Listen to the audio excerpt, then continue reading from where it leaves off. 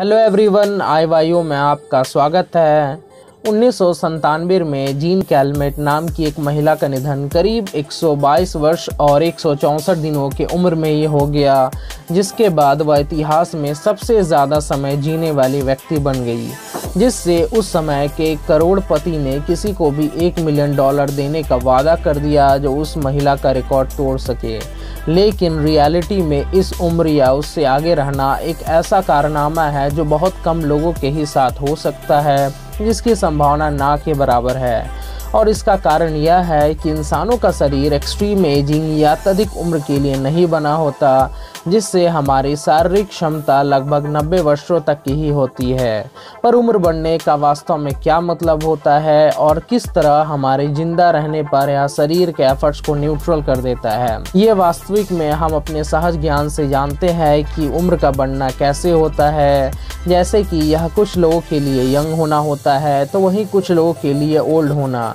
पर फिर भी उम्र बढ़ने की एक सरल वैज्ञानिक परिभाषा को ढूंढना अभी भी हमारे लिए एक चुनौती जैसा है। हम यह कह सकते हैं कि उम्र का बढ़ना तब होता है जब हमारे शरीर के आंतरिक प्रक्रियाओं का इंटरेक्शन पर्यावरण के साथ होता है, जैसे कि सनलाइट, हवा में तैर रहे विषाक्त पदार्थ, पानी और हमारा डाइट। ये सभी हमारे शरीर के अणुओं और कोशिकाओं की संरचना एवं कार्य में परिवर्तन का कारण बनते हैं और बदले में ये परिवर्तन हमारे पतन और उसके बाद पूरे जैविक शरीर के विफलता को दर्शाते हैं। वैसे अभी तक उम्र बढ़ने के किसी एग्जैक्ट मैकेनिज्म को समझा नहीं गया है, पर हाल ही में वैज्ञानिकों ने जेनेटिक चेंजेस और शरीर की कोशिकाओं के रीजनरेटिव एबिलिटी में परिवर्तन से जुड़े कुछ ऐसे शारीरिक लक्षणों को पहचाना है जिनका हमारे उम्र बढ़ने के प्रोसेस में मुख्य भूमिका है। जिनमें से सबसे पहले, जैसे जैसे हमारा समय बीतता जाता है वैसे वैसे हमारे शरीर में डीएनए घाव के रूप में जेनेटिक डैमेजेस होने लगती है।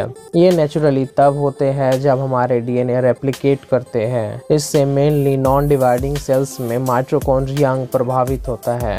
माइटोकॉन्ड्रिया एडिनोसाइन ट्राइफॉस्फेट या एटीपी का निर्माण करता है, जो सभी प्रकार की कोशिकीय प्रक्रियाओं के लिए एनर्जी का मेन सोर्स होता है। प्लस माइटोकॉन्ड्रिया कई सेल एक्टिविटीज को रेगुलेट करता है और एक प्रोग्राम सेल डेथ में इसका इम्पोर्टेंट रोल रहता है। इसके अलावा दूसरे बदलाव जैसे एपिजेनेटिक अल्टरेशन, जिसमें जीन के एक्सप्रेशन पैटर्न में चेंजेस दिखते हैं, जिसका इफेक्ट हमारे बॉडीज, टिश्यू और सेल्स पर होता है। और ऐसा इसलिए होता है क्योंकि जीन्स नवजात शिशु में ही मौन या निम्न स्तर पर व्यक्त रहते हैं, जो ओल्डर पीपल में समय के साथ प्रोमिनेंट हो जाते हैं और बाद में ये अल्जाइमर जैसे डीजेनरेटिव डिजीजेस का कारण बनते हैं, जिससे हमारे उम्र के बढ़ने के गति में तेजी आने लगती है।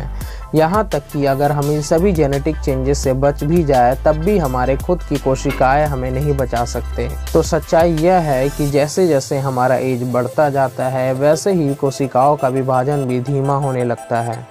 वहीं बढ़ती उम्र के साथ कोशिकाएं भी तेजी से ओल्ड होने लगती है, क्योंकि ये एक ऐसा प्रोसेस है जिसमें कोशिका चक्र रुक जाता है। फॉर एग्जाम्पल, ऐसा तब होता है जब कैंसर कोशिकाएं फैल रही होती है।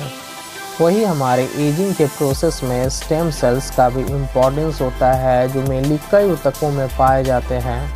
इनके पास बिना किसी लिमिट के डिवाइड होने और अन्य कोशिकाओं के जगह को भरने की क्षमता होती है, जिससे हमारे उम्र बढ़ने के साथ ही जब शरीर में स्टेम सेल्स की संख्या घटने लगती है तब ऊतकों के रिन्यूएबल और हमारे अंगों के मूल कार्यों के रख रखाव पर इसका बुरा प्रभाव पड़ता है।